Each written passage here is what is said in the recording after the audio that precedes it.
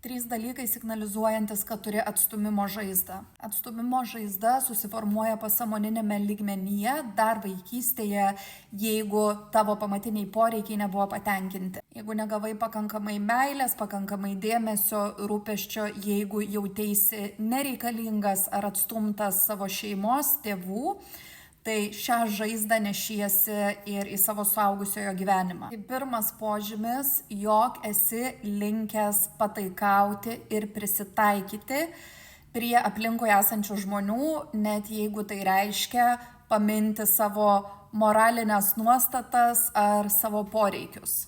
Antras, santykiuose bijai žmonės prisileisti arčiau savęs, bijai atsiverti, bijai parodyti savo vidinį pasaulį. Trečias, gyvenime bijai eksperimentuoti arba jeigu kažką darai, tai nori iš karto padaryti tobulai, todėl kad bijai suklysti ir už tai bijai būti atstumtas. Pats pirmas žingsnis į gijimą yra suvokimas, kas vyksta su tavimi ir kodėl tai vyksta. O sekantis žingsnis yra pastebėjus šitą mechanizmą, leisti savo pasirinkti kitaip, žinant, kad tiesiog turėsi išbūti tas nekomfortabilias emocijas, kurios kils dėl tavo kitokio pasirinkimo. Vienas iš gana veiksmingų būdų yra ekspozicinė terapija, tai pavyzdžiui šiuo atveju leisti savo sąmoningai suklysti kažkokioje situacijoje, žinant, kad tiesiog reikės išsėdėti tos nekomfortabilius jausmus